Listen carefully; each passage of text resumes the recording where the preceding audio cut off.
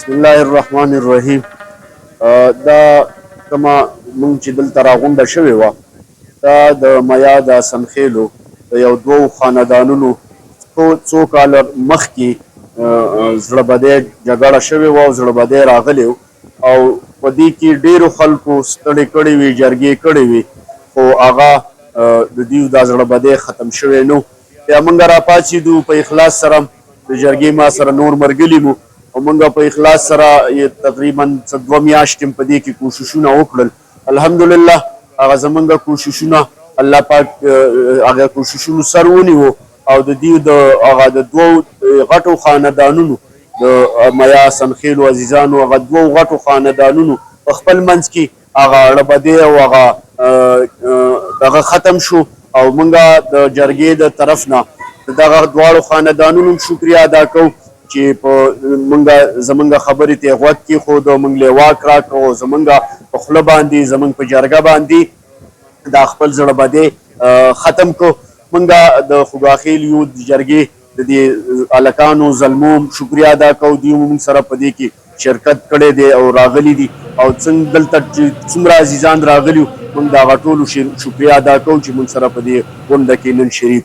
ډیره مننه، شکریہ. نن په پیښور یا کتوت علاقه کې د حاجی مکرم خان، رحمان ګل مسعود ملاخیل، حاجی سالار په کوششونو د میا اسنخیلو دو فریقینو محمد حسن او حاجی عجب ترمنځ د کلونو تاو تریخواله د جرګې په ذریعہ د مینې محبت په تار تړلې شوی چې په دغه روغه کې نن په سلګونو خلکو ګډون هم کړو.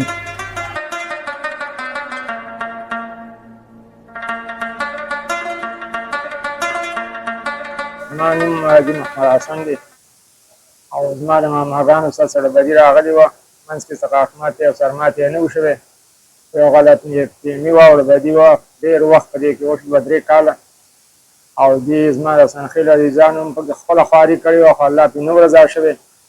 اوس بله ورځې مکرم خان، خوګاخیل او رحمان ګل حاجي او سالار حاجي هغوی راغله او ډېره خواري او په قضاپتۍ او قرار یې وکړو خو الله پرې رضا شوی و. جرګه څه کولی نه شي خو چې مدعیان انلار جرګې له ورنه کړي نو کار جرګه نه شي خلاصولی. موږ هغوی له واک ورکړه او هغوی نورې څه خبرې موږ کې نه وې، خالي مخامخ کېدو غاړه غټۍ وه او کار یې زموږ خلاص کړو. بسم الله الرحمن الرحیم. زما نوم محمد یوسف دی، مقام سنخیل یم. نن چې دا کومه غونډه شوې وه دا زمونږ او د محمد حسن علي صاحب څه اړه بدي راغلې وه، هغه هم خورۍ نه دي، مونږ یې ماماګانې او هغه اړه بدي نن 3 کاله پس نن انشاءالله الله خپل فضل او رحم وکړو، هغه اړه بدي ختمه شوه. په دې کې چې کوم دی کم مشرانو جرګه کړې وه، مکرم حاجي صاحب، رحمان ګل حاجي صاحب، سالار حاجي صاحب، مونږ ډېر زیات د هغې شکرګزار یو چې هغه په دې کې یو میاشت نه زیات تکلیف وکړو او هغې کمې ستړې چې وکړلې او تکلیفاتو تکلیف شو نو انشاءالله هغې د روغ نیت عمل په وجه باندې نن هغه کار الله خیر ته ورسو او زه د خپل قام د سنخیلو هم شکریا ادا کوم چې هغه نن رال الله دې هغې له اجر ورکړي او زه د ټول قام شکریا هم ادا کوم، د جرګې هم ادا کوم. والسلام.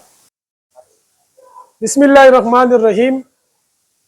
امین الله مومند ما خوګاخیل یوت جرګې جنرال سیکرټري.